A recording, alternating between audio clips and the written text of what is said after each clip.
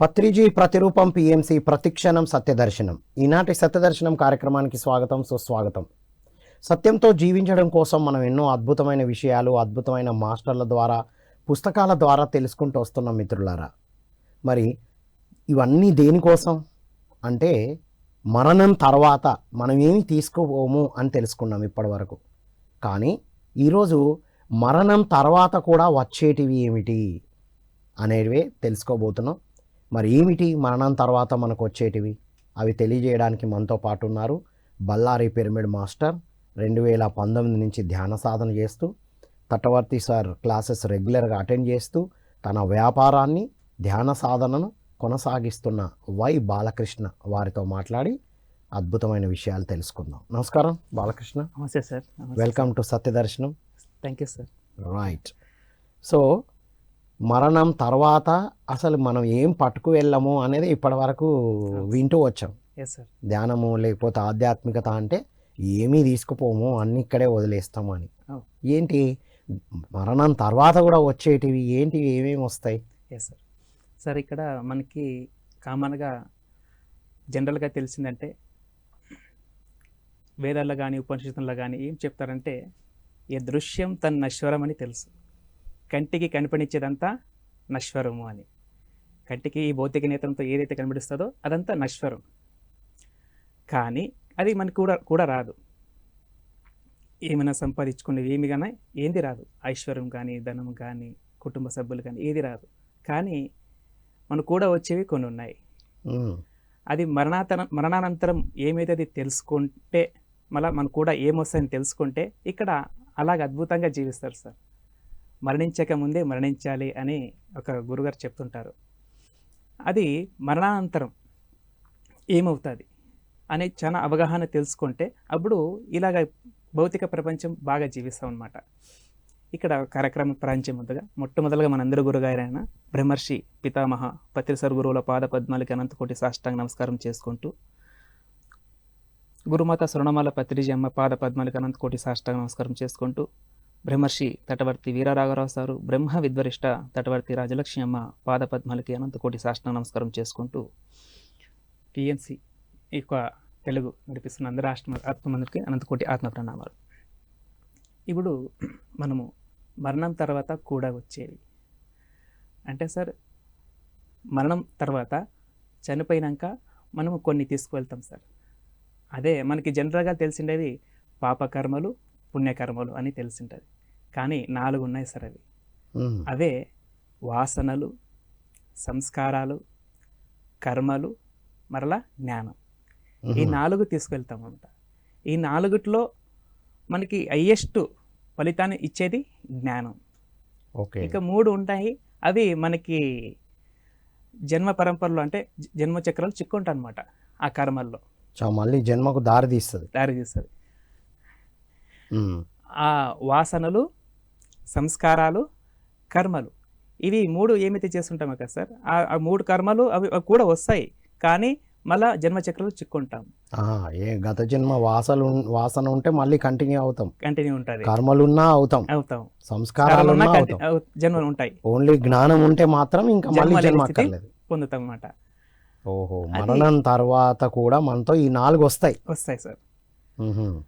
దాని గురించి ఇప్పుడు వాసనలు అంటే ఇష్టాలు, ఇష్టాలు, ఆసక్తులు అని చెప్పచ్చు.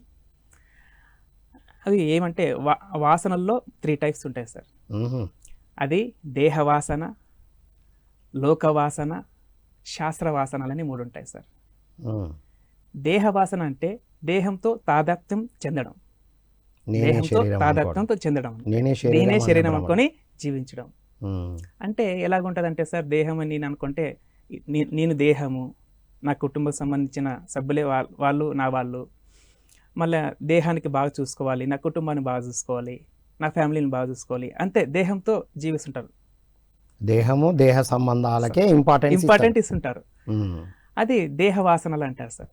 అట్లా జీవిస్తూ వాళ్ళు చనిపోయినా కూడా అరే వాళ్ళు చూడండి మళ్ళీ వారింట్లోనే కొంతమంది సేమ్ మా నాన్నకట్లు పుట్టారే, మా తాతకట్లు పుట్టారే అంటే వాళ్ళకి అటాచ్మెంట్ మళ్ళీ అదే కుటుంబంలో జన్మించాలా అనుకుంటారు. అలాగే జరిగినాయి. అలాగా దేహ వాసన అంటే అలాగుంటాయి సార్. కేవలం దేహానికి ప్రయారిటీస్ ఉంటారు. దేహానికి ప్రయారిటీ ఉండడమే కాదు, వెళ్ళిపోయినా సరే అవును మళ్ళీ వాళ్ళ కుటుంబంలోనే అమ్మాయికో అబ్బాయికో మళ్ళీ జన్మించాలి, అవును. అదే కుటుంబంలో రావాలనుకోవడం దేహ దేహ వాసన. అని ఓహో. చెప్తారు. మ్మ్. Yes sir. మళ్ళీ వాళ్ళకి దేహానికి బాగా చూసుకోవాలని నాన్ వెజ్ తింటుంటారు, డ్రింక్ తాగుతుంటారు, అవన్నీ చేస్తుంటారు. మళ్ళీ నెక్స్ట్ జన్మ కూడా వాళ్ళకి ఆ డ్రింక్ పైన చాలా తొందరగా నేర్చుకుంటారు. డ్రింక్ తాగాలని. చికెన్ తినేవాళ్ళు చికెన్కి బాగా రేట్ అవుతారు. అదంతా దేహ వాసన అవుతుంది. ఈవెన్ గత జన్మలో తిని ఈ జన్మలో అవును. తినని కుటుంబాల్లో జన్మించినా కూడా ఆ క్రేవింగ్స్ ఉంటాయి. Yes sir. అంతే కదా? 100% సార్. వైశ్యులుగా, బ్రాహ్మణులుగా, అంటే అంటే అంటే వాళ్ళ జాతులు కులాల అవన్నీ గురించి కావచ్చు. చెప్పట్లేదు కానీ అవును అందులో జన్మించిన, అంటే ఈ జన్మలో అవును. శాకాహార కుటుంబంలో జన్మించినా జన్మించినా కూడా ఆ వాసనలు ఉంటాయి. వాసనలు ఉంటాయి. అది దేహ వాసన. దేహ వాసన అంటాం సార్. వాహ్, ఇది చాలా ఇంపార్టెంట్ పాయింట్. Yes sir. చాలా మంది అంటూ ఉంటారు, వాళ్ళు తింటున్నారు వీళ్ళు తింటున్నారు అంటే ఈ జన్మలో మేము శాకాహారం కదా అంటే గత జన్మ నుంచి వచ్చింది. 100%. ఓకే, దేహ వాసన. Yes sir. అది ఇంకోటి మళ్ళీ చెప్పుకోవచ్చు సార్. మనము ఇప్పుడు గత జన్మలో వాడు దొంగ అంటే రౌడీ, గుండా, ఒక దొంగోడుగా ఉండొచ్చు, దొంగతనం చేసేవాడుగా ఉండొచ్చు. అప్పుడు వాళ్ళు నెక్స్ట్ చనిపోయినాక జన్మ తీసుకున్నా కూడా అదే ఒక మైండ్ సెట్తో ఉంటారనమాట. అలవాట్లు కంటిన్యూ అవుతాయి. ఆ వాసన అనమాట అవన్నీ. ఇక ఎగ్జాంపుల్ చెప్తాడు గురుగారు ఇక్కడ. ఒక డబ్బాలో ఇంగువ వేసి ఉంటాం. ఇంగువ వేసి అది కొన్ని దినాలు పెట్టి ఆ ఇంగువ తీస్తే ఆ డబ్బాలో ఇంగువ వాసన వస్తుంది, స్మెల్ వస్తుంది. అంటే ఆ వాసన అలాగే ఉంటుంది అనమాట, క్యారీ అవుతుందని ఇక్కడ చెప్తుంటారు అనమాట సార్. ఇది దేహ వాసనం అంటాము. దేహంతో తాదాత్మ్యం చెందడం, నీ దేహమే నేను అనుకొని జీవించడం దేహ వాసన అంటాం. అది క్యారీ అవుతుంటుంది సార్. అలా జీవిస్తే జన్మచక్రంలో చిక్కుంటారు అని అర్థం సార్. అది కూడా వస్తుంది అనమాట. దేహమే నేననే భ్రమల్లో ఉండి దేహం కోసం ఏది చేస్తూ ఉన్నా అది మళ్ళీ గత జన్మ కంటిన్యూ అయి మళ్ళీ అదే కొనసాగుతుంది, దాన్ని జయించాలి. అవును. ఆ వాసనే దానికి శంకరాచార్య చెప్తారు సార్ ఇక్కడ, వాసన క్షయమే మోక్షము అంటారు. ఓకే, వాసనలు తొలగించుకుంటే మనం మోక్షం పొందాలి. మోక్షం అంటే ఆ వాసనల నుంచి బయటపడాలి. అవును. ఓ, అలాంటి ఏమైతే వాసనలు ఉన్నాయో చాలా ఉన్నాయి రకాలు. ఇప్పుడు దేహ వాసన, శాస్త్ర వాసన, లోక వాసనలు అవన్నీ తొలగించుకుంటేనే, ఆ క్షయం అయితేనే మనము జ్ఞానాన్ని పొందగలము, మోక్షాన్ని పొందగలము అనేది ఇప్పుడు ముందు తెలుసుకుంటాం సార్. ఇక్కడ ఇంకోటి శాస్త్రవాసన, సెకండ్ ఇది లోకవాసన. దేహవాసన, లోకవాసన, శాస్త్రవాసన. లోకవాసన అంటే మనసుతో తాదాత్మ్యం చెందడం. ఇంతకుముందు దేహవాసన దేహంతో, లోకవాసన అంటే మనసు. అంటే మనసు ఉంటే ప్రపంచం ఉంటుంది సార్. మనసు లేకపోతే ప్రపంచం లేదని మనకు తెలుసు. అలాగా ఆ మనసుతో తాదాత్మ్యం చెందుతుంటామంట సమాజంలో. అంటే సమాజంలో ఒకరు రిచ్గా ఉంటారు. ఆ రిచ్ ఉన్నప్పుడు వాళ్ళు చూసి నేను కూడా రిచ్ కావాలి, ఒక క్రికెటర్ కావాలి, ఒక సింగర్ కావాలి అనేది ఒకరు చూసి ఒకరిని నేర్చుకోవాలి అనేది వాళ్ళకి అనిపిస్తుంటుంది సార్. అట్లా మనసుతో ఎక్కువ కనెక్టివిటీ పెంచుకుంటుంటాడనమాట. అది లోకవాసన అంటాం సార్. లోకంలో చూసి అలాగ నేను కావాలి అని అనుకొని జీవించడం అనేది లోకవాసన అంటారు. తన కోసం కాదు, వేరే వాళ్ళు అయ్యారు కాబట్టి అది మనసుతో కనెక్టివిటీ పెంచుకుంటుంటారు సార్. అలాగా నేను కావాలని అలాగ చేస్తూ ఉంటారు అనమాట. ఇది లోకవాసన అంటాం సార్. ఈ వాసన కూడా ఇది మనకు కూడా వస్తుంది. మళ్ళా జన్మలు చేసుకోవాల్సిందే, ఇంకోళ్ళతో పోల్చుకోవడం, ఎవరికన్నా ఎక్కువ అనుకోవడం, తక్కువ అనుకోవడం, మళ్ళీ ఇది కొనసాగుతుంటారు సార్. ఈ వాసన ఉన్న కూడా మనము జన్మల చక్రంలో చిక్కుంటాము.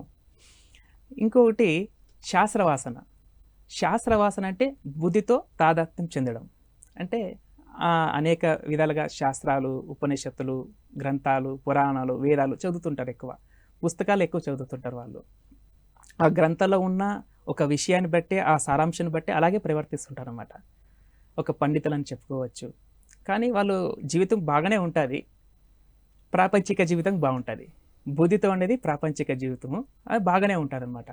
కానీ ఇక్కడ మనము ఏం తెలుసుకోవచ్చు అంటే, చూడండి ఇక్కడ పురాణాలు ప్రవచనం చేస్తుంటారు చాలామంది, పురాణాలు ప్రవచనం చేస్తుంటారు. అప్పుడు వాళ్ళు డెత్ అయినాక నెక్స్ట్ జన్మ తీసుకుంటే చిన్న వయసుకే ఒక 4 ఏళ్ళు 5 ఏళ్ళకే భగవద్గీత చెప్తుంటారు. అంటే పెద్దోళ్ళైనా కూడా కొంతమంది ఒక శ్లోకం చెప్పేకి రాదు, కానీ చిన్న వయసుకి 4 ఏళ్ళు 5 ఏళ్ళకే భగవద్గీత కంప్లీట్గా శ్లోకాలు చెప్తుంటారు. అది వాసన బలము గత జన్మలో నేర్చుకున్నదంతా ఈ జన్మలో ఒక క్యారీ అవుతుంటుంది సార్. ఓకే. దానికి ఇవి కూడా వచ్చేవి ఇవి, కానీ ఇవి మనకి మోక్షాన్ని ఇవ్వలేదు సార్. అది మెయిన్ ఇంపార్టెంట్, మోక్షాన్ని ఇవ్వవు. సార్, మానవుల జన్మ ప్రణాళిక అంటే తను ఎందుకు జన్మ తీసుకున్నాడు, తాను ఎవరు, ఆ సత్యాన్ని తెలుసుకొని అలా జీవిస్తే, ఆ జ్ఞానాన్ని పొందితే. Okay, wonderful. ఈ వాసనలు అనేటివి చాలా అద్భుతంగా ఉంటాయి. ఈ వాసనలను జయించినప్పుడు మళ్ళీ క్యారీ ఫార్వర్డ్ అవుతాయి అనేదే తెలుస్తున్నారు. Yes sir. మరణం తర్వాత ఏమొస్తాయి అంటే కింద మనం సంపాదించిన డబ్బులు రావు, కానీ ఈ వాసనలు ఏమైనా ఉంటే అది కొనసాగుతుంది. సార్. అట్లా ఇది గత జన్మలో మనం ఇప్పుడు ఏమి చేసి ఉంటామో అది క్యారీ అవుతుంటుంది అనమాట ఈ వాసన. దానికోసము దేహ వాసన, ఇది వాసనలు అంటే ఇష్టాలు అని చెప్పుకోవచ్చు. ఇష్టాలు అయిష్టాలు రెండు కూడా ఉంటాయి కదా. అయిష్టాలు అని ఇది చెప్పుకోవచ్చు. నచ్చకపోయినా మళ్ళీ అది మన దగ్గరకు వస్తుంది సార్. మనకి ఇదిని క్షయం చేసుకోవాలి, తొలగించుకోవాలి. కావాలంటే మనం ఏం చేయాలంటే, ఓకే, అంటే ఇవి క్షయం చేయడం అనేది ఇంపార్టెంట్. Yes sir. అంటే క్షయం చేయనప్పుడు మళ్ళీ అవి కొనసాగుతుంది, మళ్ళీ జన్మకు దారి తీస్తుంది. ఖచ్చితంగా సార్. డన్. ఇది ఇది మనం వాసనలు అని చెప్పుకోవచ్చు. ఇంకా వాసనలు సంస్కారాలు సార్.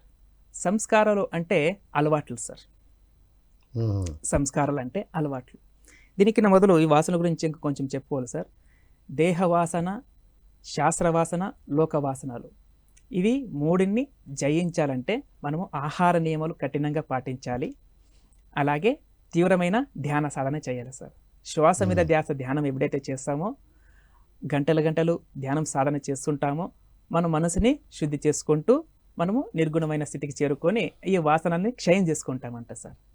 మెయిన్ ఆహార నియమాలు అంటే సాత్వికమైన ఆహారం తినాలి, మళ్ళీ తీవ్రమైన ధ్యాన సాధన, సరైన ధ్యానం, శ్వాస మీద ధ్యాస, అది మనం ఎప్పుడైతే చేస్తుంటామో ఆ మనసులో ఉన్న మలినాలన్నీ, ఆ వాసనల్ని తొలగించుకుంటామంట సార్. ఈ జన్మలో ఆ సాధన చేస్తే అవును సార్, ఇక నెక్స్ట్ ఆ వాసనలతో మళ్ళీ జన్మ తీసుకోవడం అనేది ఉండదు సార్. వావ్. దానికి భగవద్గీతలో చెప్తారు కదా సార్, త్రైగుణ విషయ వేద నిర్త్రైగుణ భవార్జున నిర్ద్వందో సత్వశుద్ధో నిర్యోగ క్షేమ ఆత్మవాన్ అని. అంటే 3 గుణాలు, తమో గుణము, రజోగుణము, సాత్విక గుణము, ఆ 3 గుణాలు దాటి నిర్గుణం చేరాలి. అలాగే మళ్ళీ ద్వంద్వాలకి అతీతము కావాలి. కావాలంటే సత్యాన్ని ఆశ్రయించాలి. అప్పుడు మనము ఆత్మజ్ఞానం అవుతాము, నిర్గుణానికి చేరుకుంటాము అని ఇక్కడ భగవద్గీతలో మనకి చెప్పారు సార్. అలా కావాలంటే మనము ఆహార నియమాలు కఠినంగా పాటించాలి, మరలా తీవ్రమైన ధ్యాన సాధన చేయాలి సార్. చేస్తే ఖచ్చితంగా ఆ 3 గుణాలు దాటి నిర్గుణ స్థితికి చేరుకుంటాడు. అంటే ఈ వాసనలు అన్నీ మన మనసులోనే ఉంటాయి సార్. అవన్నీ మనం తొలగించుకోవాలంటేనే ఈ మనము ఆధ్యాత్మిక మన గురుగారు బోధించిన జ్ఞానము, ధ్యానము, మళ్ళీ ఆహార నియమాలు కఠినంగా పాటిస్తుంటే ఆ 3 గుణాలు తొలగించుకొని ఆ ఒక నిర్గుణ స్థితికి చేరుకుంటాం సార్. ఇది దానికి మన శంకరాచార్యులు వాసన క్షయమే మోక్షం అనడానికి కారణం సార్. రైట్. ఈ 3 రకాల వాసనలను క్షయము చేసుకుంటేనే మోక్షానికి మార్గం అని. Wow, super. నెక్స్ట్ వచ్చేసి సంస్కారాలు సార్. ఈ సంస్కారాలు కూడా మనకు కూడా వస్తాయి. పుట్టపర్తి సత్యసాయి ఒక మాట చెప్తారు సార్, సంసారము మనతో రాదు, సంస్కారం మనకు కూడా వస్తుంది అంటారు. సంసారం రాదు, సంస్కారం వస్తుంది సార్. వావ్, ఎంత అద్భుతంగా చెప్పారంటే అది చాలా చాలా లోతైన అర్థం ఉంది సార్ దాంట్లో. అందరూ సంసారం మనకు కూడా వస్తుంది, ఇదే శాశ్వతం అనుకుని జీవిస్తుంటారు. నా భార్య, నా పిల్లలు, నా కుటుంబము, నా ఆస్తి, నా ఐశ్వర్యము, దానికోసమే జీవిస్తుంటారు. కానీ అదేంది రాదు మనకి. కానీ దాంట్లో ఉన్న నేర్చుకున్న ఆ సంస్కారం ఉంటుంది కదా సార్, ఆ సంస్కారం మనకు వస్తుంది, అది వస్తుంది అనమాట. దానికోసం సత్యసాయిబాబు ఏం చెప్తారు, సంసారము మనకు కూడా రాదు, సంస్కారం మనకు కూడా వస్తుంది. ఆ సంస్కారం నేర్చుకోవాలి, సంస్కారాన్ని మనం నేర్చుకోవాలని చెప్తారు. సంస్కారాలు అంటే ఇక్కడ అలవాట్లు సార్, మంచి అలవాట్లు నేర్చుకోమని దానికి పెద్దలు చెప్తారు. అంటే మనం ఎవరితో సాంగత్యం చేస్తుంటే ఆ అలవాట్లు వస్తుంటాయి సార్. పేకాడవారి దగ్గర సాంగత్యం చేస్తే ఆ అలవాట్లు వస్తాయి. సింగర్ దగ్గర నేర్చుకుంటే, సింగర్ దగ్గర వాళ్ళతో సాంగత్యం చేస్తే ఆ సింగర్ అవుతాము. సద్గురుల దగ్గర సాంగత్యం చేస్తే సద్గురు లక్షణాలు మనకు వస్తాయి. మనం ఆత్మతో కనెక్ట్ అయితే ఆత్మ లక్షణాలు అవన్నీ మనకు వస్తాయి అన్నమాట.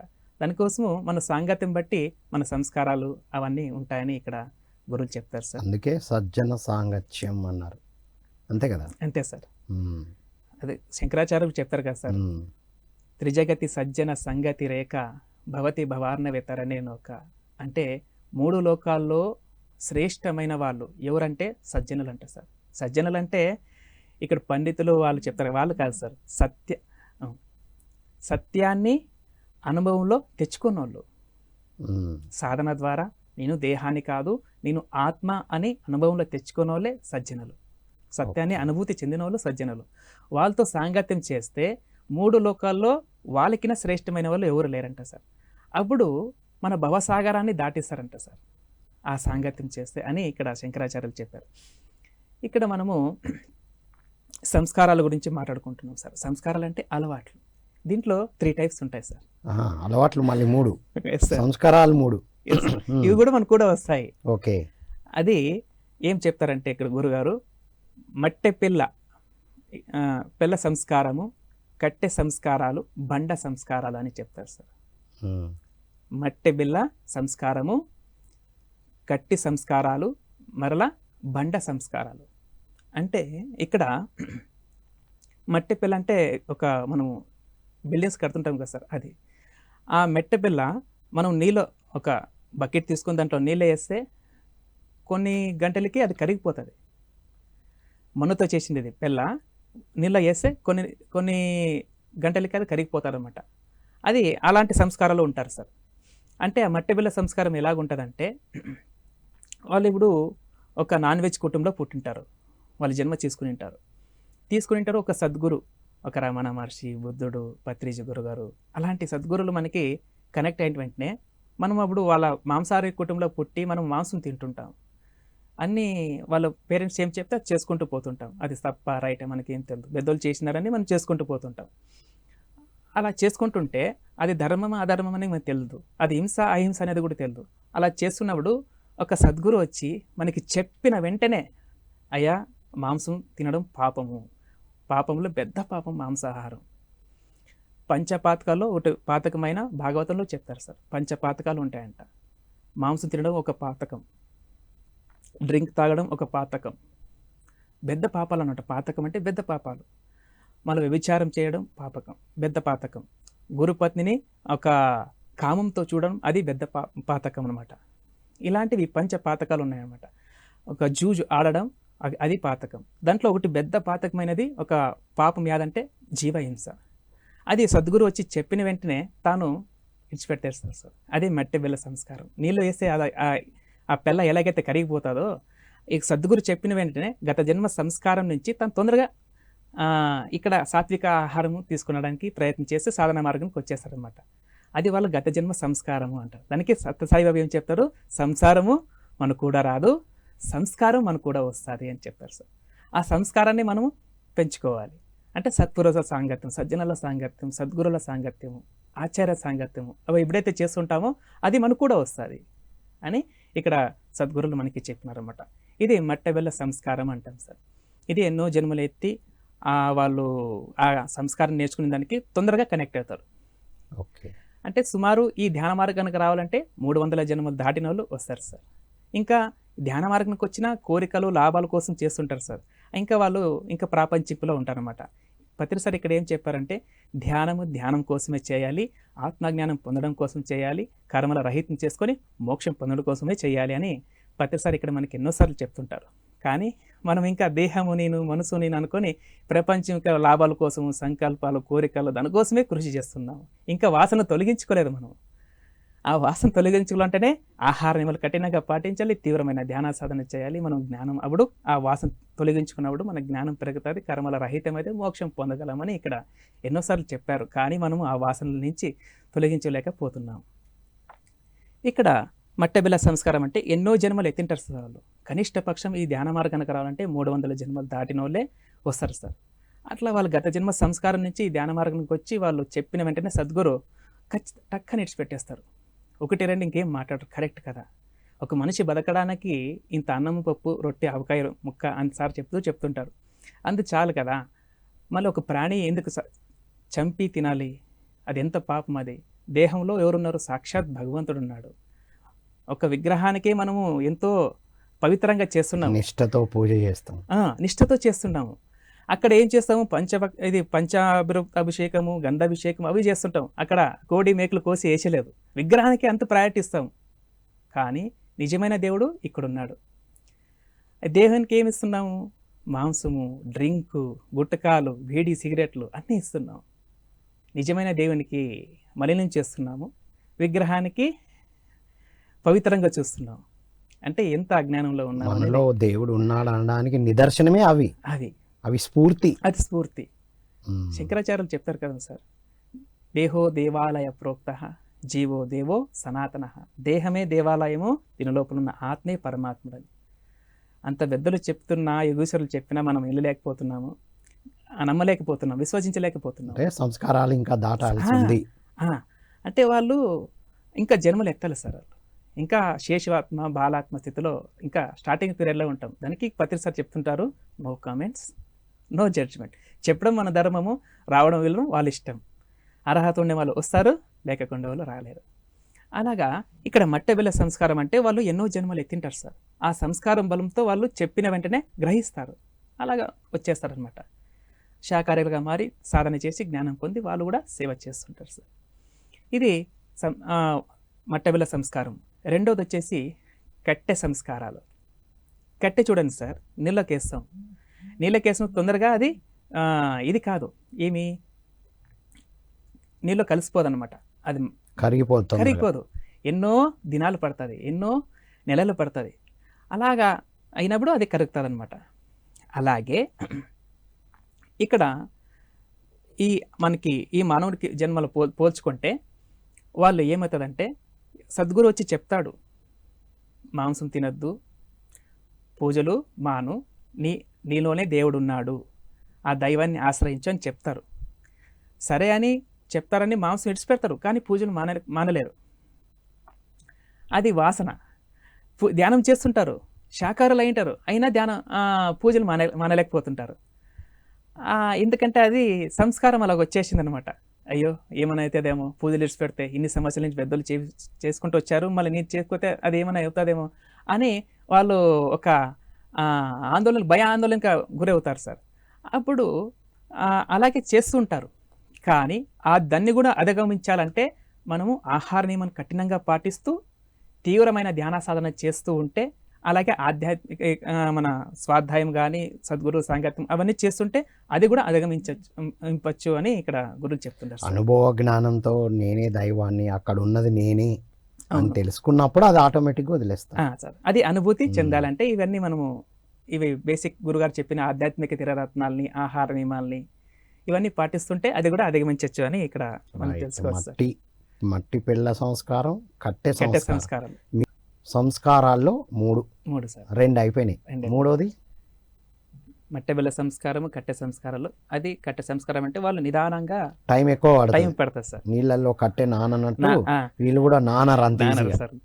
తొందరగా వాళ్ళు అనుభూతి చెందలేరు సార్. వాళ్ళు ఇంకా అలాగే పూజల్లో ఉంటారు. ధ్యాన సాధన చేస్తూ శాకాహారిగా మారినా కూడా ఇంకా వదిలేకపోవడానికి కారణం అంటే ఆ వాసనలు. పూజలే కాదు, 18 ఆదర్శ సూత్రాల్లో కర్మకాండాలు అనేది కూడా ఉంటది. అవును సార్, ఇంకా చాలా ఉంటాయి. 14వ సూత్రము విగ్రహారాధన కాదు, ఆత్మారాధన చేయాలి అని చెప్తారు. సత్యారాధన చేయాలి. మరి అది వాళ్ళకి అనుభవంలోకి రావాలంటే కొంచెం టైం పడుతుంది సార్. సేమ్ అంటే నానాలి కదా సార్. Yes sir. అట్లా తీవ్ర సాధన వల్ల ఆ స్థితికి వాళ్ళు చేరుకోగలరు అని చెప్పచ్చు. తీవ్ర సాధన చేసినప్పుడే అనుభవ జ్ఞానంతోనే చేయగలుగుతారు. ఇక్కడ గమనించాల్సింది అది. అవును సార్, రైట్, ఓకే. ఎందుకంటే నా లైఫ్ లో కూడా నేను ఎన్నో సంవత్సరాలు అయ్యప్ప మాల వేసింటి. 4 సంవత్సరాలు. ఓకే. 4 సంవత్సరాలు పండరీపుర పాదయాత్ర వెళ్ళింటి. పండరీపుర పాదయాత్ర సార్, భక్తి మార్గంలో ఉన్నవాడు. మళ్ళా 4 లక్షల నుంచి 5 లక్షలు రామకోటి రాశాను, శ్రీరామ అని. అయినా నాలో గుణాలు మారలేదు సార్. మాల వేసినోడు నిష్ఠగా ఉంటుంటి, మాల తీసినాక ఎక్కడ వ్యాపారం పోయినప్పుడు బిజినెస్ చేస్తున్నాడు నాన్ వెజ్ తింటుంటి, మాల వేసినప్పుడు నీట్గా ఉంటుంటి. ఆమెటికి ఆ గుణాలు మారలేదన్నమాట. ఎప్పుడైతే ఈ ధ్యాన మార్గానికి వచ్చినానో ఒకే నెలకి అందరూ చెప్తుంటారు తినకూడదు అని, పాపం అని. అయినా కూడా అది రుచికి అలాగే బానిస అయిపోయింది. ఎప్పుడైతే తీవ్ర మనకి ధ్యానం నేర్పించారో గురుగారు, అప్పుడు ధ్యానం నేర్చుకున్నాను. ఒకే నెలకి వదిలిపెట్టేసాను సార్. మట్టి పిల్ల సంస్కారం, మట్టి పిల్ల మట్టి పిల్ల సంస్కారం. Yes sir. అందుకే తొందరగా అయిపోయింది. కట్టె పుల్ల అయితే టైం పట్టేది, టైం పడుతుండే ఇంకా టైం పడుతుందంటే కట్టె పుల్ల సంస్కారంలో ఉన్నట్టు. సార్. 100%. ఓకే. అలాగా తొందరగా వదులుకొని వెజిటేరియన్గా మారాను. అప్పుడు భక్తిలో ఉంటే మారలేకపోయాను, విగ్రహాన్ని పట్టుకుని మారలేదు. రైట్. ఎప్పుడైతే సత్యాన్ని పట్టుకున్నానో మారినాను. అది సత్యారాధన, సత్యాన్ని పట్టుకుంటే ఖచ్చితంగా అది మారుతాం. అవును సార్. అది మారట్లేదు అంటే ఇంకా సత్యాన్ని పట్టుకోలేదు, అసత్యాన్ని పట్టుకుని సత్యం అనుకుంటున్నాను. అది ఇంకా అసత్యంలో ఉన్నట్టు. అసలు పత్రిజీ నేర్పించింది అంతా సత్యమే, సత్య దర్శనం కోసం అవసరమైన ఇచ్చారు. అవును సార్. వండర్ఫుల్ ఇది. Yeah, next. సో నెక్స్ట్ వచ్చేసి 3వ పాయింట్ వచ్చేసి బండ సంస్కారాలు. వాహ్, ఇది అసలు నానదిగా ఎప్పటికీ నానదా? నానదు సార్. బండ ఎప్పుడు నానుతుంది? నీళ్ళగా దేంట్లో పెట్టినా నానదు. అంతే. సముద్రంలో వేయండి, నదిలో వేయండి, ఎక్కడైనా వేయండి, అక్కడే అట్లే ఉంటుంది. ఎన్ని సంవత్సరాలు కానీ ఎన్ని యుగాలు కానీ అలాగే ఉంటుంది. అంటే వాళ్ళు ఇంకా జంతు జన్మల నుంచి స్టార్టింగ్కి మానవ జన్మకి వచ్చింటారు సార్. వాళ్ళు ఎన్నో జన్మలు ఎత్తిన తర్వాత అప్పటికి వాళ్ళకి అనుభవం అయ్యి తప్పని తెలుసుకొని అప్పుడు సుమారుగా ఒక 200 నుంచి 300 జన్మలు దగ్గర అయినప్పుడు వాళ్ళు అర్థమవుతారు సార్. అంతవరకు కారనమాట. అంటే లేట్ అవుతుంది సార్. అది అంటే ఇంకా కొన్ని జన్మలు ముందే వెళ్ళాలి అని. అంటే సాధనలోకి వచ్చి తొందరగా మారుతారు, వెంటనే మారుతారు, మారి మళ్ళీ అటువైపు వెళ్ళిపోతూ ఉంటారు. అవును. అటు ఇటు ఇటు అటు ఉన్నారు అంటే ఇంకా వాసనలో ఉన్నాయి, బండ సంస్కారంలో ఉన్నారు, సంస్కారంలో ఉన్నారని చెప్పచ్చు సార్. కానీ మారడం సత్యం సాధ్యమే, అవును సార్. కాకపోతే సాధన ఎక్కువ చేయాలేమో కదా. 100% సార్. సాధనతో సమకూరను పలును ధరలో ఏదైనా కానీ సాధన అవుతుంది సార్. ఎస్. అట్లా ఒక గుణం నుంచి ఒక గుణంకి మారాలంటే తమ గుణంలో అలాగ ఉంటారు సార్ వాళ్ళు. బండ సంస్కారం అంటే తమ గుణం సార్. దేహంతోనే ఉంటారు ఎక్కువ వాళ్ళు. అలాగా ఒక గుణం నుంచి ఒక గుణంకి మారాలంటే 100 నుంచి 150 జన్మలు పడతారంట సార్. అన్ని జన్మలు ఎత్తినాక వాళ్ళు తమ గుణం నుంచి రజోగుణంకి వస్తారు సార్. అట్లా రజోగుణం నుంచి సాత్వికంకి రావాలంటే 120 జన్మలు, సాత్వికం నుంచి శుద్ధ సాత్వికంకి రావాలంటే 120 జన్మలు. అలాగా ఒక్కొక్క గుణం మారాలంటే 120 జన్మలు పడతారు సార్. అట్లయి వాళ్ళకి తొందరగా వాళ్ళు గ్రహించలేకపోతారు, చెప్పింది తెలుసుకోలేకపోతారు అనమాట. ఎందుకంటే అనుభవ జ్ఞానం అనేది ఉండదు. ఇంకా జంతు లక్షణాలు, వాసనలే ఉంటాయన్నమాట, సంస్కారాలే ఉంటాయన్నమాట. ఇంకా అట్లా కొన్ని జన్మలు అయిపోయినాక వాళ్ళకి ఈ యొక్క మార్గానికి రాగలుస్తారు. వాళ్ళు ఫైనల్గా వస్తారు కానీ టైం తీసుకుంటారు. రైట్. ఓకే. అలా నిర్గుణ స్థితికి రావాలంటే అది మనం చెప్పినట్లు, గురుగారు చెప్పినట్లు ఆహార నియమాలు కఠినంగా పాటించడము, తీవ్రమైన ధ్యాన సాధన చేస్తే ఆ గుణాలు అనేది మారుతూ వస్తాయి సార్. రైట్. సంస్కారాలు, వాసనలు 2 అయిపోయినాయి. Yes sir. ఇవి రెండింటిని వదిలించుకోకపోతే మళ్ళీ నెక్స్ట్ మరణం తర్వాత వస్తాయి, మళ్ళీ జన్మకు దారి తీస్తాయి. పునరపి జననం, పునరపి మరణం సార్. రైట్. జన్మ చక్రాల్లో వాళ్ళు చిక్కుంటుంటారు సార్. నెక్స్ట్ ఇంకా 3వది వచ్చేసి కర్మలు. కర్మలు అంటే నోటి ద్వారా, మన పనుల ద్వారా చేసేదే కర్మలు అంటాం సార్. నోటి ద్వారా, మన శరీరం ద్వారా చేసే పనులనే కర్మలు అంటాం. ఇక్కడ కర్మ వచ్చేసి 3 రకాలు ఉంటాయి సార్. సంచిత కర్మ, ప్రారబ్ధ కర్మ, ఆగమిక కర్మ అంటాం. సంచిత కర్మలు అంటే ఇక్కడ మనము తెలుసుకునేది ఏమంటే సార్, జన్మ తీసుకున్నామంటే కర్మ ఉంటేనే జన్మ ఉంటుంది సార్.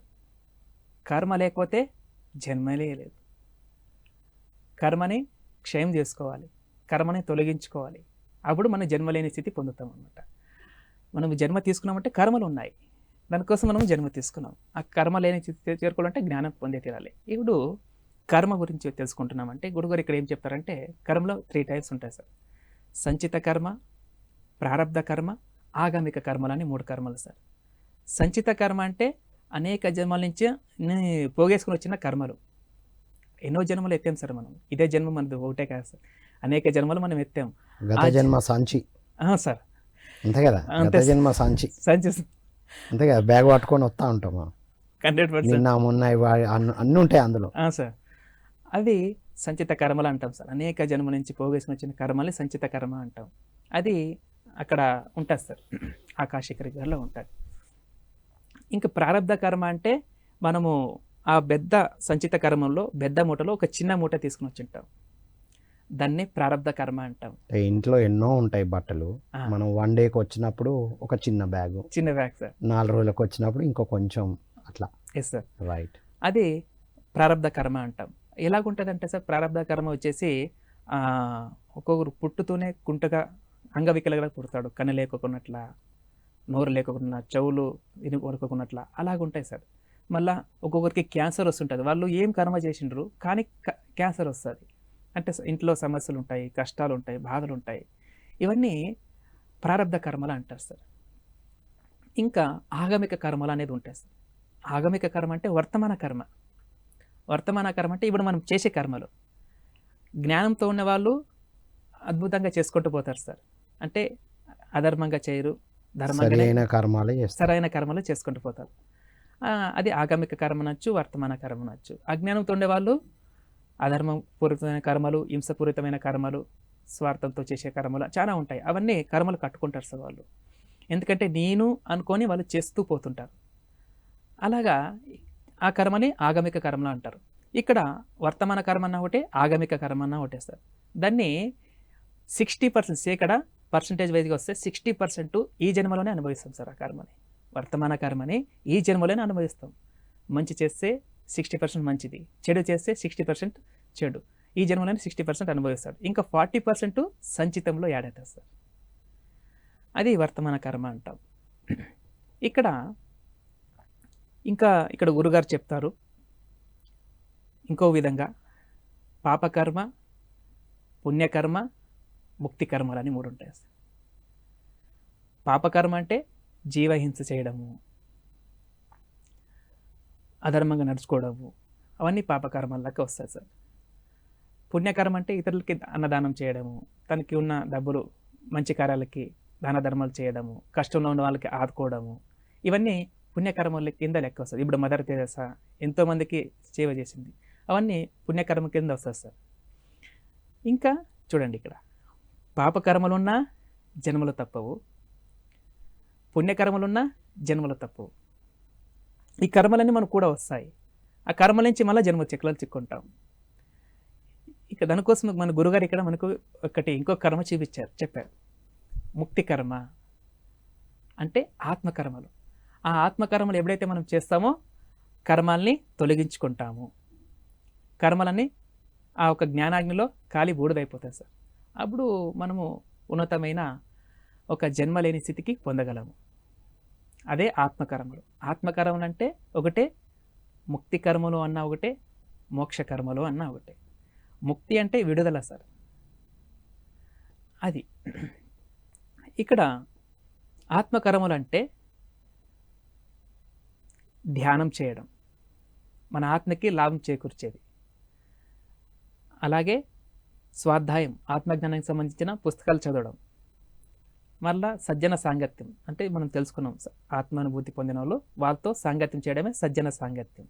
అలాగే ఈ ఒక ఇతరులకి ఆత్మలకి లాభం చేకూర్చే ఈ ఆత్మకర్మను బోధించడం, జ్ఞానాన్ని బోధించడం, వాళ్ళ ఆత్మకి లాభం చేకూర్చేది. అలాగే చేస్తూ పోతే అది ఆత్మకర్మలు అంటారు సార్. దీంట్లో కూడా నిష్కామంగా చేయాలి. నేను చేశాను అని ఉండకూడదు, ఫలాపేక్ష రహితంగా చేయాలి.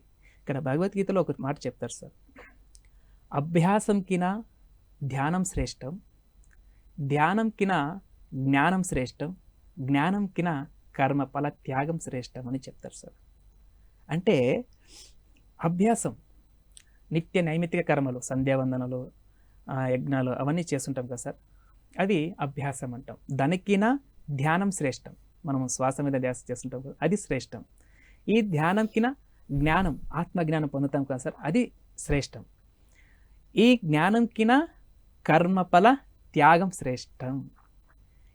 ఎప్పుడైతే త్యాగపూర్వకంగా నిష్కామకర్మంగా నేను చేస్తున్నాననే భావన లేకపోయినట్లా అంతా ఆ దైవమే నడిపిస్తున్నారు అనే భావనతో ఎప్పుడైతే మనము నిస్వార్థంగా ఈ పనులు చేస్తుంటామో అప్పుడు మనకి కర్మలు అంటూ సార్. అలాగే ఈ సాధన ద్వారా మన కర్మలన్నీ దగ్నం అవుతాయి. దానికి భగవద్గీతలో కూడా చెప్తారు సార్, జ్ఞానాగ్ని దగ్ధ కర్మాణం. ఎప్పుడైతే మనము ఆ జ్ఞానాన్ని పొందుతామో ఆ జ్ఞానాగ్నిలో ఎన్నో జన్మలు చేసిన కర్మలన్నీ ఖాళీ బూడిదైపోతాయి సార్. అప్పుడు కర్మలు లేకపోతే ఇంకా జన్మ లేని స్థితి పొందుతాడనమాట. కర్మలు ఉంటే మళ్ళీ మనకు వస్తాయి, మళ్ళీ జన్మకు దారితీస్తుంది. కర్మలు కూడా వస్తాయి సార్. రైట్. మంచి అయినా వస్తుంది, చెడైనా వస్తుంది అనేది. చెడు ఇనుప సంఖ్యలు అయితే, మంచి బంగారు సంఖ్య, కానీ సంఖ్యలే. ఇక్కడ నేను అనేది ఉండకూడదు సార్. రైట్. నేను అనేది ఉందంటే వాళ్ళు మళ్ళా జన్మలు ఎత్తాల్సిందే. ఇప్పుడు మనకి గురుగారు చెప్తుంటారు సార్, రావణాసురుడు ధ్యానం చేశాడు, అష్టసిద్ధులు పొందాడు, కానీ నేను అనే అహంకారం ఉంది సార్, దానికి వాళ్ళు మళ్ళా జన్మలు ఎత్తాడు అని మన గురుగారు చెప్తుంటారు. ఇక్కడ ఒక చిన్న దృష్టాంతం చెప్పుకోవాలి సార్ అహంకారం గురించి. ఎందుకంటే నేను అనేది ఉంటే మళ్ళీ జన్మలు తక్కువ సార్. ఎంత సాధన చేసినా, ఎంత జ్ఞానం పొందినా నేను అనే భావన ఉంటే వాళ్ళు తపోలోకానికి వరకే వెళ్ళి మళ్ళీ జన్మచక్రంలో చిక్కుంటారు సార్. దానికి నేను అనే భావన తొలగించుకోవాలి. అది ఒక చిన్న దృష్టాంతంలో పురాణంలో ఏం చెప్తారంటే, వ్యాసలు మహర్షి ఒక శిష్యుడు కనకదాస, వ్యాసరాయలు హంపీలో విజయనగర సామ్రాజ్యంలో వ్యాస మహారాజు వ్యాసరాయలు వాళ్ళు శిష్యుల్లో ఒక కనకదాసులు ఉంటాడు. అక్కడ కృష్ణదేవరాయ కాలంలో సార్, అప్పుడు సింహాసనం పైన కూర్చొని అందరూ ఎవరు మోక్షానికి పోతారు అని ప్రశ్నిస్తాడు వ్యాసరాయలు ఆ సింహాసనం పైన కూర్చొని. అక్కడ పండితులందరూ 4 వేదాలు, 6 శాస్త్రాలు, 18 పురాణాలు చదవాలి స్వామి, అట్లా చేయాలి, ఇట్లా చేయాలి, ధ్యాన ధర్మాలు చేయాలి అని చెప్పుకుంటూ పోతున్నారు. ఆ కర్మలు చేయాలి, ఈ కర్మలు చేస్తే అప్పుడు మనుషులు పొందుతారు అని చెప్తూ పోతుంటే అందరూ ఒక్కొక్క విధంగా వాళ్ళ జ్ఞాన పరిధి బట్టి చెప్పుకుంటూ పోయారు. కానీ లాస్ట్కి కనకదాసు వచ్చారు. అప్పుడు వ్యాసరాయలు నువ్వు చెప్పు అంటే ప్రియమైన శిష్యుడు అనమాట కనకదాసు, పురంధరదాసులు అని కర్ణాటకలో ఉన్నారు సార్. అప్పుడు కనకదాసు అంటాడు, వాళ్ళందరూ ఒక వాళ్ళ జ్ఞాన పరిధిగా చెప్పుకుంటూ పోయారు. కనకదాసు ఏమంటాడు, నేను పోతాను స్వామి మోక్షానికి అంటాడు. అందరికీ షాక్ అయిపోయింది. అందరూ అలా చదవాలి, ఇలా చేయాలి, ఇట్లా ఇన్ని కర్మలు చేస్తే మోక్షం పొందుతామని చెప్తుంటే నేనొకటే మోక్షం పోతాడు, ఆ గురువులు పెట్టుకొని ఫస్ట్ ఈయనొకటే పోతాడు అని ఒక్కొక్క విధంగా వాళ్ళు మాట్లాడుకుంటూ ఉంటుండ్రు. ఇది వ్యాసరాయలకి గురువులకి అర్థమైపోయింది. కనకదాస నాకు అర్థమైంది, వీరికి వివరించి చెప్పాయా అని చెప్తాడు. అప్పుడు కనకదాస అంటాడు, సార్ గురుగారు మీరు ఉండగా నేను ఇప్పుడు ఎట్లా మోక్షం పోతాను, నేను అలా చెప్పలేదు. నేను అనే అహంకారాన్ని ఎప్పుడైతే తొలగించుకుంటానో అప్పుడు నేను మోక్షాన్ని పొందగలను అని అంటారు సార్. అలాగా ఏ పని చేసినా నేను చేసినాను అనుకోకూడదు అని మన పత్రిజీ గురుగారు ఎప్పుడు అంటారు, నిర్మమో నిరహంకార, అహంకారము మమకారం అనేది ఉండకూడదు, అంత దైవ సంకల్పంతో జరుగుతుంటుంది, మనం నిమిత్త పాత్రధారలే అని అనుకొని చేస్తూ పోతుంటే అది మనకి కర్మం అంటదంట సార్. మన గీతలో కూడా అదే చెప్పారు, కర్మణ్యేవాధికారస్య మా ఫలేషు కదాచన మా కర్మఫల హేతుర్భుర్ మాతో సంగోస్తి కర్మని. కర్మ చేయడానికి మనకి మాత్రం అర్హత ఉంటుంది, కానీ ఆ కర్మ ఫలితాన్ని ఆశించకూడదు, నిష్కామంగా చేయాలి, ఆ ఫలితాన్ని భగవంతునికి అర్పించాలి అని చెప్తుంటారు. అంటే ఇక్కడ మనం ఓవరాల్గా మనం ఏం తెలుసుకోవాలంటే కర్మఫల త్యాగం చేయాలి. నేను చేసిన అనే భావన లేకున్నట్ల ఆ దేవుడే, ఆ భగవంతుడే మా ద్వారా చేపిస్తున్నాడు అనే భావనతో ఉంటే వాళ్ళు ఆ కైవల్యాన్ని పొందగలరు అనేది ఇక్కడ తెలుసుకోవాల్సింది సార్. సో మరణం తర్వాత కూడా ఈ కర్మలు రాకపోతే జన్మ కూడా ఉండదు. రైట్. అవి ఇక్కడే కంప్లీట్గా చేసేసుకోవాలి. Yes sir. రైట్. కారణం మనం అల్టిమేట్గా జ్ఞానం పెంచుకోవాలి. జ్ఞానం పెంచుకుంటేనే ఆ కర్మలు దగ్ధం అవుతుంది అని ఇక్కడ గురుగారు మనకి. రైట్. ఫైనల్ది ఉందిగా. ఫైనల్ వచ్చేసి జ్ఞానం సార్. ఇక్కడ ఫైనల్గా మనం చేరుకోవాల్సిందే జ్ఞానం సార్. అంటే ఇక్కడ చావు పుట్టుకలేని విద్య చదివితేనే మనం జ్ఞానం, అదే బ్రహ్మ విద్య. ఈ సాధన ద్వారా ఆ జ్ఞానం మనం పెంచుకోగలము. ఆ జ్ఞానం అంటే నేను ఒక ఆత్మని తెలుసుకోవడం. అది మనం ఆధ్యాత్మిక త్రిరత్నాల ద్వారానే ఎక్కడ తిరిగినా ఇక్కడికే వస్తుంది సార్. సాధనలు అయితే అవే 4 జయించాలన్న 100%. సాధన, ధ్యానము, శ్వాస మీద ధ్యాస, ధ్యానము, సరైన ధ్యానము, శ్వాస మీద ధ్యాస, ఇదే చేయాలి. ఇంక వేరేది ఏమీ చేయకూడదు. చేస్తే ఇంకా లాభం లేదు. 108 ధ్యాన పద్ధతుల్లో చాలా సులభమైనది, చాలా హైయెస్ట్ వాల్యూ మనకి రిజల్ట్ ఇచ్చేది శ్వాస మీద ధ్యాస, అది చేయాలి. మళ్ళీ స్వాధ్యాయం అంటే ఆత్మజ్ఞానానికి సంబంధించినే చదవాలి పుస్తకాలు. అలాగే సజ్జనుల సాంగత్యము, ఈ మనం తెలుసుకున్న జ్ఞానాన్ని 10 మందికి పంచుతూ పోవాలి. ఇలాంటి ఆత్మకర్మలు చేస్తే మనకి జ్ఞానం వస్తుంది సార్. దానికి కపిల మహాముని ఇక్కడ మనకి ఏం చెప్తారంటే,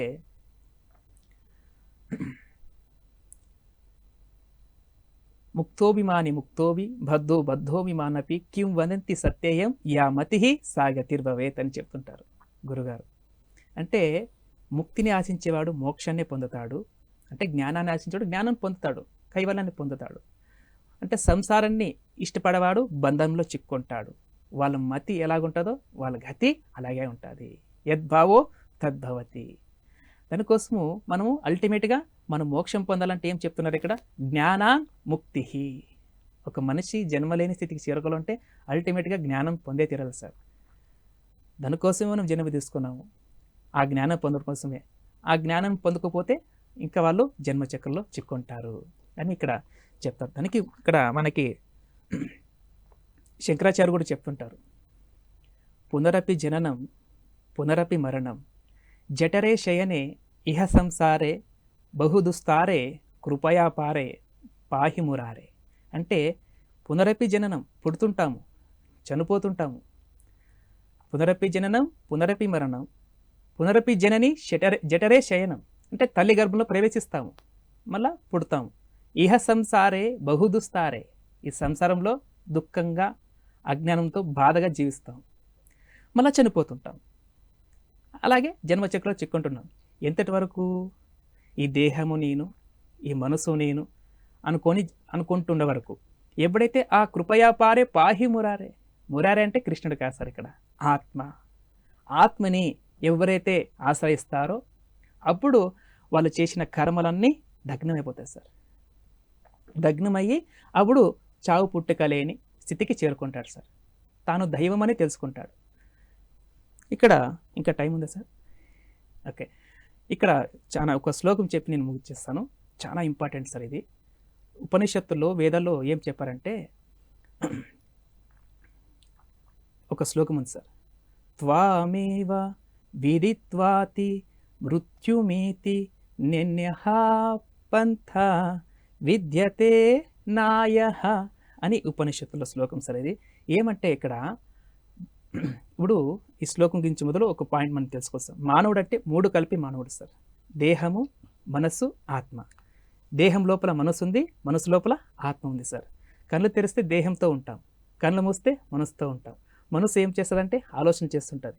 ఆలోచన చేస్తుంటే అప్పుడు ఏం చేస్తాం? మనము కట్ చేసి శ్వాస మీద ధ్యాస పెడతాం, మళ్ళీ ఆలోచనలు వస్తుంటాయి, మళ్ళీ కట్ చేసి శ్వాస మీద ధ్యాస పెడతాం. అట్లా చేస్తూ ఈ మనసులో ఉన్న ఆలోచనలన్నీ ఖాళీ అవుతాయి సార్. అప్పుడు ఆలోచన రహిత స్థితికి చేరుకుంటాం. ధ్యానం అంటే ఆలోచన రహిత స్థితి, మనసు పనిచేయని స్థితినే ధ్యానం అంటాం సార్. మనసు పని చేస్తే అది ధ్యానం కాదు అని ఇక్కడ మనకి తెలుసుకోవాలి సార్. యోగ చిత్తవృత్తి నిరోధ అంటే యోగం అంటే ధ్యానము, చిత్తం అంటే మనస్సు, వృత్తి అంటే ఆలోచనలు, నిరోధ అంటే మనసులో ఉన్న ఆలోచనలు లేని స్థితి చేరుకోవడమే ధ్యానం. మనసు పని చేస్తుంటే అది ధ్యానం కాదు, మనసు కాన్సన్ట్రేషన్ చేస్తున్న ధ్యానం కాదు. మనసు పని చేయకూడదు, అదే ధ్యానం. దానికి గురుగారు ఏమంటారు? నోటిలోని మౌనము, మనసులోని శూన్యము, దాని పేరే ధ్యానం అంటారు. అప్పుడు మనసు పని చేయని స్థితికి చేరుకుంటారు. ఇక్కడ ఎవరంటే ఆత్మ. ఆత్మ అంటే ఎవరు సార్? సాక్షాత్ పరబ్రహ్ముడు.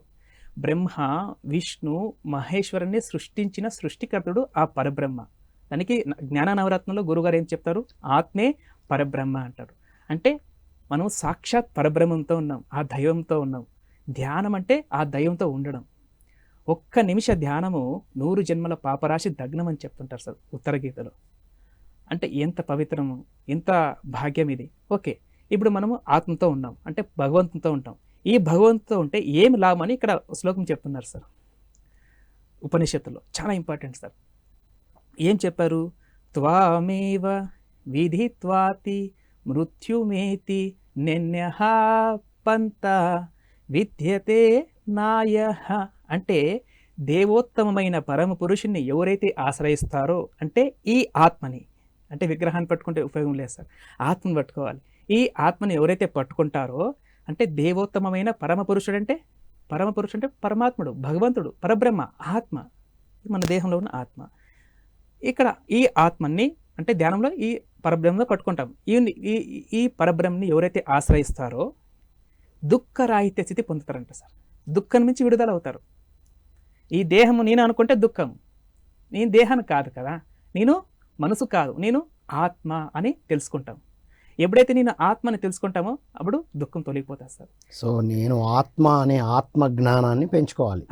ఒకటి. ఉమ్, ఇంకో రెండో పాయింట్ ఎస్ సార్, ఉమ్, ఇది చెప్పి ఈ రెండో పాయింట్ వచ్చేసి జన్మ లేని స్థితి పొందుతాం. జన్మ లేని స్థితి అంటే జన్మరాహిత్య స్థితి పొందుతాం. అంటే ఎవరైతే ఈ ఆత్మతో ఉంటారో సమస్త కర్మలన్నీ కాలిపోతాయి సార్. ఓకే. కర్మలన్నీ కాలిపోతాయి. ఎందుకంటే భగవంతుడు ఉంటాం కదా, ఈ దైవంతో ఉంటాం. జ్ఞానాగ్ని దగ్గర కర్మం. భగవంతుడు అంటే ఎవరు? ఆత్మ అంటే ఎవరు? జ్ఞానస్వరూపుడు. ఈయనతో ఉంటే ఆ జ్ఞానంతో చేసిన కర్మలన్నీ ఖాళీ బూడిదైపోతాయి.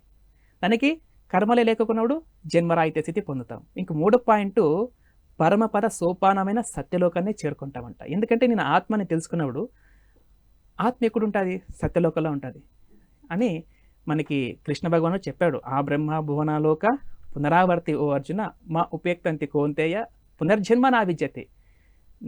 నువ్వు తపోలోకానికి వెళ్ళినా మళ్ళీ జన్మ తప్పుదు అర్జున. నేనున్న స్థితికి నువ్వు ఎప్పుడైతే చేరుకుంటావో జన్మ లేని స్థితి నువ్వు పొందగలవు. అంటే నేనున్న స్థితి అంటే నేను సత్యలోకం. ఆత్మ ఆత్మస్థితి. ఆత్మస్థితిలో ఉన్నప్పుడు ఆత్మలు ఎక్కడ ఉంటాయి? సత్యలోకంలో ఉంటాయి. ఎప్పుడైతే అక్కడ చేరుకుంటామో అప్పుడు నీకు జన్మ లేని స్థితి పొందుతావని ఇక్కడ చెప్పారు సార్. దానికోసము అల్టిమేట్గా మనము జ్ఞానం పెంచుకుంటేనే జన్మ లేని స్థితి పెంచుకుంటాము, పొందుతాము అనేది ఇక్కడ మనం తెలుసుకోవాలి సార్. వండర్ఫుల్. వాసనలు, సంస్కారాలు, కర్మలు, జ్ఞానం, వీటిని అర్థం చేసుకొని ఇక్కడే క్లియర్ చేసుకోవాలి. లేదా ఇవి మనకు కూడా వచ్చి మళ్ళీ జన్మకు దారితీస్తుంది. వండర్ఫుల్ బాలకృష్ణ, అల్టిమేట్ విషయాలు చెప్పడం జరిగింది. చివరగా మీ మెసేజ్ ఏంటి సార్? ఇక్కడ ఫైనల్గా వచ్చేసి ఇక్కడ గీతలో ఏం చెప్తారంటే, కర్మలో అకర్మాన్ని చూడు, అకర్మాల్లో కర్మాన్ని చూడు అంటారు. చాలా చాలా ఇంపార్టెంట్. కర్మలో అకర్మాన్ని చూడు, అకర్మంలో కర్మాన్ని చూడు. అంటే పొద్దునుంచి రాత్రి వరకు మనం చేస్తుంటాం సార్ కర్మలు. అంటే ఇంటి పని కావచ్చు, వ్యవసాయం కావచ్చు, జాబ్ కావచ్చు, బిజినెస్ కావచ్చు, ఏమైనా కానీ అవన్నీ కర్మలు అనుకుంటున్నాం. అవి నిజమైన కర్మలు అనుకుంటున్నాం. కానీ అవన్నీ అకర్మలు. అవన్నీ దేహానికి లాభం, కానీ మన ఆత్మకి లాభం చేకూరదు. దానికి ఆ కర్మలు, అవి కర్మలు అనుకుంటాము, అవన్నీ కర్మలు కాదు, అవన్నీ అకర్మలు, మన ఆత్మకి లాభం చేకూర్చేవి కాదు అని ఇక్కడ గురుగారు చెప్తున్నారు. ఎస్. ఇంకా ఫైనల్గా అకర్మంలో కర్మాన్ని చూడు. ధ్యానం చేసేది కర్మ కాదనుకుంటున్నారు, అది అకర్మ, అందులో కర్మని చూడు. అందరూ ఏమనుకుంటారు? ప్రాపంచికంగా వాళ్ళు ధ్యానం చేసేది కర్మ కాదనుకుంటున్నారు, వేస్ట్గా టైం వేస్ట్ చేస్తున్నారు అనుకుంటున్నారు. కానీ ఈ ధ్యాన సాధన అనేది, ఈ ధ్యానము, ఈ స్వాధ్యాయము, ఈ సజ్జన సాంగత్యము, ఈ సేవ అకర్మలు అనుకుంటున్నారు ప్రాపంచ వ్యక్తులు. కానీ నిజమైన కర్మలు ఇవే ఆత్మకర్మలు. ఇవి అకర్మలు కర్మం చూడు, ఇవి ఆత్మకర్మలు చేస్తే ఇవి మనకు కూడా, ఇది మనకి కైవాల్యాన్ని చేరేకి సాధ్యమవుతుంది అని ఇక్కడ అల్టిమేట్గా మనం జ్ఞానం పెంచుకుంటాం అని ఇక్కడ గీతా సందేశంలో చెప్పారు. అల్టిమేట్గా మనం జ్ఞానం పెంచుకుంటే కర్మ లేని స్థితికి, కర్మలని దగ్గర చేసుకొని జ్ఞానం పొంది మళ్ళా మోక్షాన్ని పొందుతామని ఇక్కడ గురుగారు చెప్తున్నారు. Thank you so much.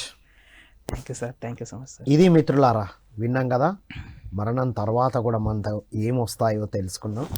So ఈ వీడియోను మళ్ళీ చూద్దాం, లైక్ చేద్దాం, సబ్స్క్రైబ్ చేద్దాం. మరో కార్యక్రమం మళ్ళీ కలుద్దాం. Thank you all.